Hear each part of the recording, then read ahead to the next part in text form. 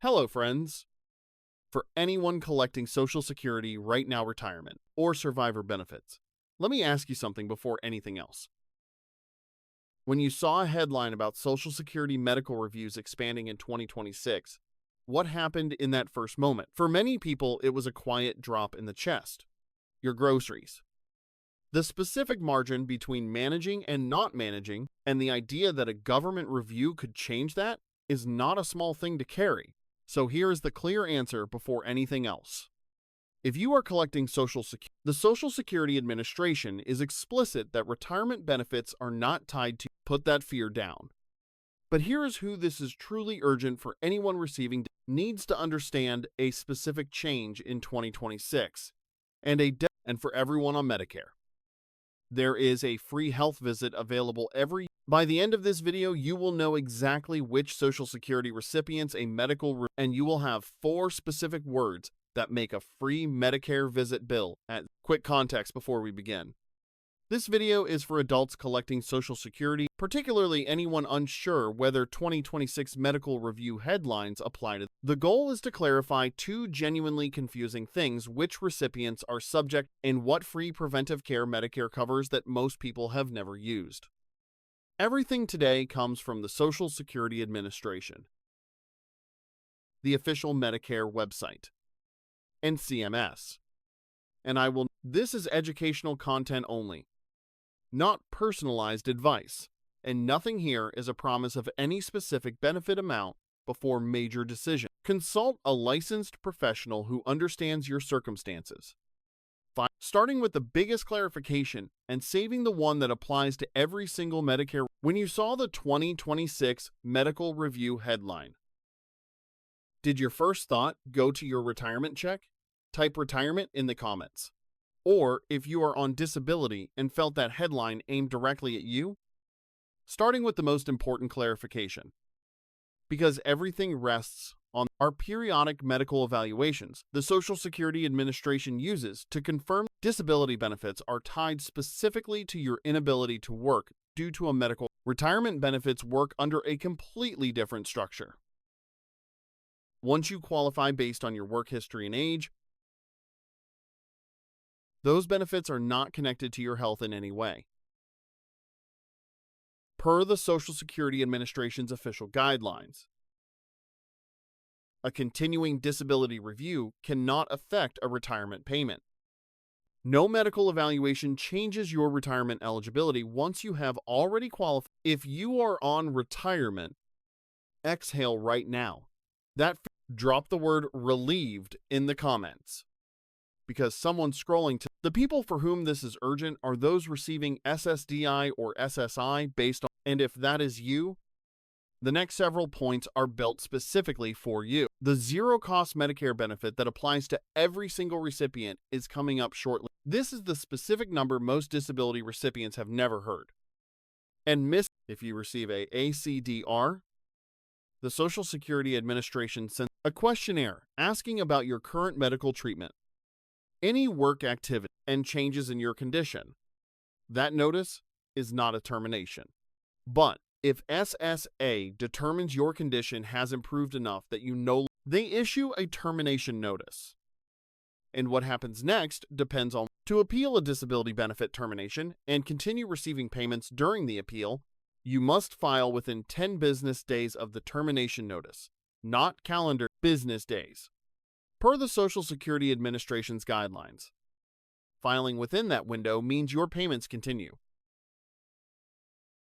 But miss it, and payments stop immediately while you wait for a hearing that can take many months. The single most protective action available to anyone on disability costs nothing. The Social Security Administration's central question in every continuing disability: has your condition improved enough that you can now work? If your records show ongoing treatment, documented symptoms, that question becomes much harder to answer yes to. But if there are gaps in treatment, SSA may interpret that absence as evidence of improvement, even if your actual. When did you last see your doctor for your primary condition? If appointments have slipped, that gap is worth addressing before, because the guidance from the Social Security Administration is direct. Maintain consistent treatment and keep records current if this point landed for you. Type "got it" in the comments. Now here is where this video changes direction. Everything so far was for people on SSDI or SSI. And before the last 2 points, consider what happened to Dorothy. An illustrative composite and not a verified real case. Dorothy is a former home health aide in Ohio who stopped working 4 years ago due to a last fall. An envelope from the Social Security Administration arrived, the kind of mail you set aside for later. A neighbor recognized what it was. Dorothy gathered 4 years of records, clinical notes, MRI report, her doctor's documented assessment of her functional limitations, and responded to the disability update report on time. Her review was completed and her benefits continued without interruption. She maintained consistent care and kept records. And that was the entire strategy. If you are on disability and there are gaps in your care right now, the time to address them is well before any disability review notice ever arrives. The frequency of a continuing disability review depends on which category the Social Security, and most recipients were never told which category they are in. SSA uses 2 categories: medical improvement not expected, where reviews typically come every 5 to 7 years, and medical improvement where reviews come every 6 to 18 months. In 2026, the Social Security Administration has centralized CDR processing and is working, so the probability of a notice arriving is higher now than in recent years for those without a Do you know your review category? Most people on SSDI do not type KNOW. And check your case by logging in to your online Social Security account on the official. Now for the part of today's video that applies to every single person on Medicare. The Medicare annual wellness visit is a preventive appointment covered fully under zero copay, zero deductible, available per the official Medicare website. As long as your doctor accepts Medicare, which the large majority of primary care physicians do. This visit costs you. It is not the same as a regular physical.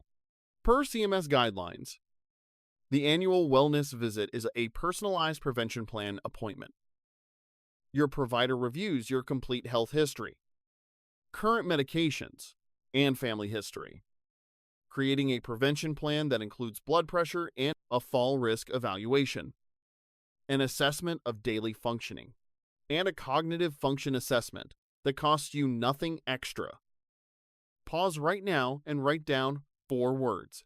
Medicare Annual Wellness. Those exact words said to your doctor's office trigger the correct billing code if you ask for an annual physical or regular checkup instead. The office may schedule a different appointment type without the same zero-cost coverage, so the precise phrase is what protects you. Now, the cognitive, hear this not as a medical fact, but as something personal. A lot of people watching have noticed something small recently, a word that did not come, to a moment of confusion that passed quickly enough that they told themselves it was nothing. And they have not mentioned it to anyone because naming it makes it real.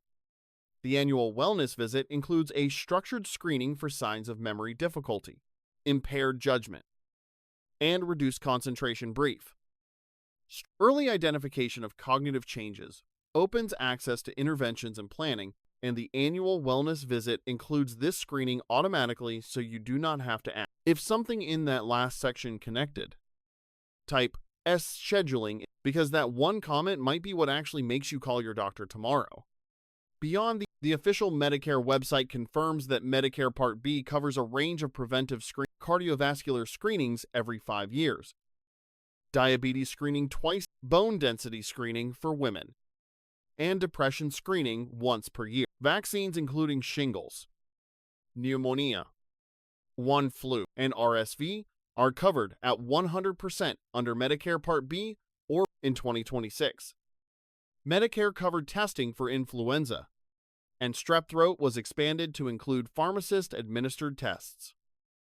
A meaningful change for seniors in rural areas or wherever same-day appointments are, so verify current implementation details through the official Medicare website. For anyone on SSDI or SSI, a disability review notice is a question, not a termination. Respond promptly. Provide current documentation, and know that per the Social Security Administration's guidelines, you have 10 business days from a termination notice to file an appeal and keep your payments. For everyone on Medicare, your free annual wellness visit is available every 12 months at zero cost, with cognitive screening and fall risk evaluation included. Request it as Medicare Annual Wellness Visit, because they reach you because you knew what to ask.